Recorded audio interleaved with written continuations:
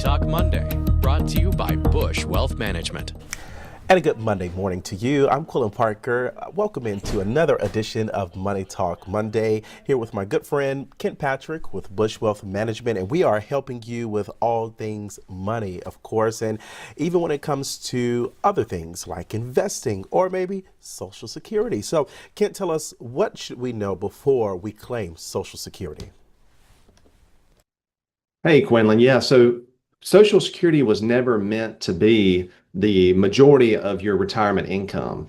Whenever it went into effect in 1935, it was actually only meant to be 30 to 45% of someone's retirement earnings. And unfortunately, in today's world, it ends up being more proportionally weighted towards their income instead of their investment accounts and pensions. So that's something you want to be aware of going into retirement. Is Social Security enough for most people to retire on? Absolutely not. It does depend on your living expenses. You know, if you enter retirement and you don't have a mortgage or any other consumer debt, Social Security could play a significant role in covering living expenses, but it was never meant to be, it was more of meant to be the foundation of the household, not necessarily the entire house. So, of course, we've made this segment to educate people on how to make smart money moves, how to save money, how to invest their money, of course. Why do so many people claim early, and what are some of the risks associated with that? Great question. Yeah, most of the time when people claim early, what we hear is they worked for it their whole life and they're going to get it as soon as they can. And although that resonates with a lot of folks, you've got to look at other factors such as your health and longevity. You want to look at, are you still working? Because if you're still working and you actually claim Social Security under your full retirement age, there could be significant taxes and penalties associated with that. Those are just a few of the criteria that we look at when recommending whether someone should take Social Security or wait till later on and maybe delay. So how does the age you claim Social Security affect what you receive? Is there a certain age when you should start claiming?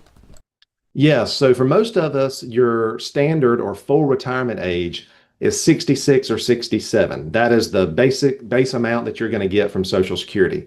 You can claim as early as 62, but you're going to realize a significant reduction to the tune of 25 to 30% less than that 66 or 67 number. You also have the ability, Quinlan, if you'd like, to delay it until age 70. And for every year that you delay after your full retirement age, your benefit grows by 8% per year. Now, once you hit 70, there is no benefit in waiting till after that. So you definitely want to make sure you start claiming Social Security at 70 at the latest. Is there anything that people should know ahead of claiming so that they are not caught by surprise once they start that process? Yeah, so probably the most important that people don't realize is if you're still working and you're making over $25,000 a year, you probably don't necessarily need to claim Social Security. Now, that's not a blanket recommendation, but that's where you're going to get hit with a significant penalty as well as perhaps taxes based on your tax filing status. So a lot of times people don't take that into consideration. And what we see is that can really reduce your retirement income if you're not careful. When is the right time to claim Social Security?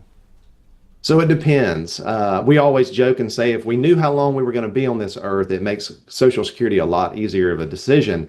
What I would recommend you do is go to ssa.gov, create an online portal, log in to the Social Security Administration, and see exactly what your benefit is.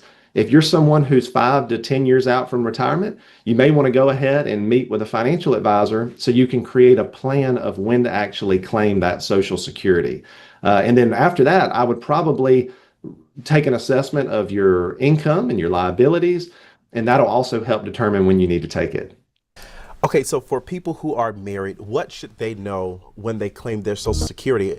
And I want to ask you, is there anything different that people should do if their spouse may have passed away? Absolutely. So there are widow benefits available. I would recommend you reach out to someone at the Social Security Administration to see what you qualify for. It's also important to note if you're someone that has been married longer than 10 years and you divorced, you are still entitled to claim on behalf of that ex-spouse if it's in your benefit.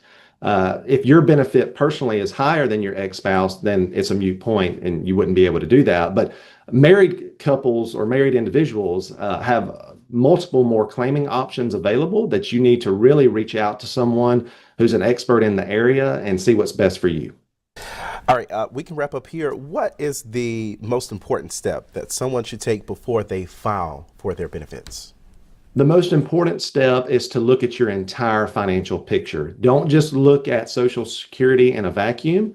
Look how it plays into your entire financial picture, because it's not a decision just for now. It's a decision for the rest of your life based on how much income you're going to get. All right, some very important information there. Really quickly though, Kent, before I let you go, it is tax season. Is there anything that we need to do as we are filing our taxes in terms of Social Security? As far as Social Security, that is, you'll get a form that you need to give to your tax preparer to show that Social Security income if you're someone that's already claiming. And they'll take that and use that to calculate whether or not you owe tax on that income. All right, sounds good. Always here with us with valuable information, Kent Patrick, Bush Wealth Management. Thank you so much for joining us for this Money Talk Monday. And of course, we'll have all this on our website, WLB.com.